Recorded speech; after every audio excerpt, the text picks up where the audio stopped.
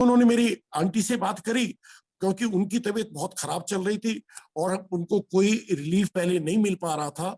उन्होंने सारी अपनी चीजें गुरुजी के सामने एकदम फटाफट कह दी। गुरुजी ने उनकी तरफ देखा, बोले कोई बात नहीं है, आते रहा करो, और एक लोटा लेके आई। उन्होंने बोला, और बोली परसों को लोटा लेके आई। और पीछे मेनका गांधी जी थी आंटी, उनको कहा कि इनको एक्सप्लेन कर दो। वो हमें साइड में ले गए। उन्होंने हमें उस लोटे के बारे में बताया कि भाई कैसे आपने कॉपर का लोटा लेना है, और उसके बाहर स्टेनलेस स्टील भी हो सकता है, उसके ऊपर एक कवर भी होना चाहिए। और गुरुजी जब लोटा ब्लेस करते हैं, वो जिसके लिए ब्लेस करना होता है उसी का होता है, वो दूसरे का नहीं होता, और उसी को मेंटेन करना है और इसको शुद्ध रखना है।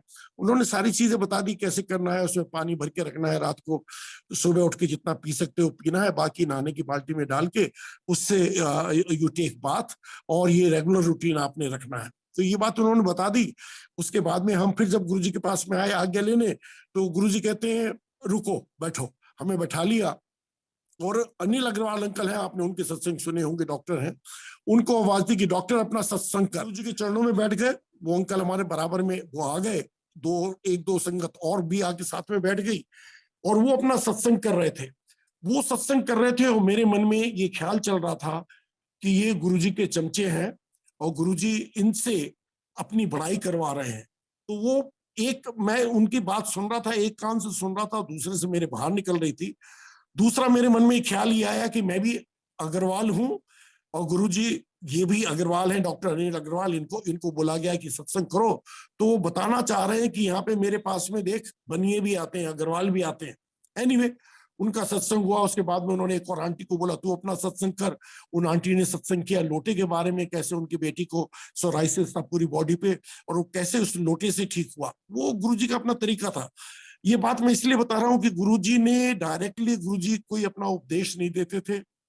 गुरुजी हमें इन सत्संग के मीडियम से, शब्द वाणी के मीडियम से, इससे हमें वो हमारी चीजों को फैमिलराइज करते थे, हमारा विश्वास बनाते थे, फेथ बनाते थे, बताते थे कि क्या है।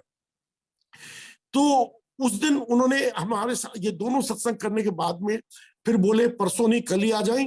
और हम वहां गुरुजी से आज्ञा लेके बाहर निकले, और पहले दिन ही, जिस दिन हम वहां से निकले थे, उसी दिन एक बहुत बड़ा मिरेकल हम लोगों के साथ में हो गया, जिसको कि मैं एक्सपेक्ट भी नहीं कर रहा था। हम लौट के जा रहे थे वापस वहां से, कार में थे, मैं चुप था।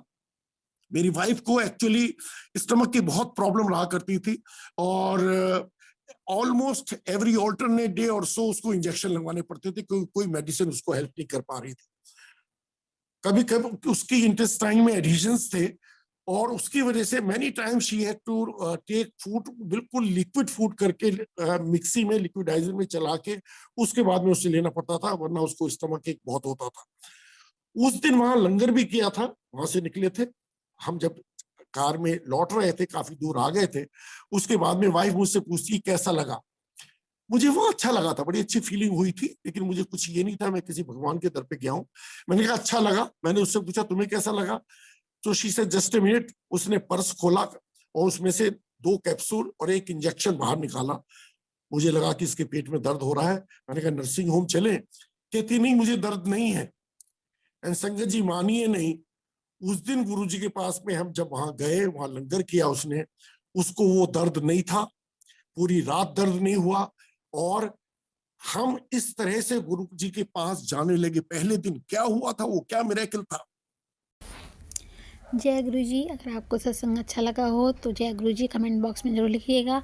और आप भी अपना सत्संग शेयर करना चाहते हैं तो आप मुझे अच्छी राइटिंग में लिखकर, साफ शब्दों में, या ऑडियो बनाकर या वीडियो बनाकर, नंबर डिस्क्रिप्शन में दिया हुआ है, उस पर आप मैसेज कर सकते हैं। जय गुरु जी। शुक्राना गुरु जी। अपना सत्संग शेयर कीजिए, क्योंकि गुरु जी ने कहा है सत्संग सुनने वाले का भी कल्याण होता है और करने वाले का भी कल्याण होता है। जय गुरु जी।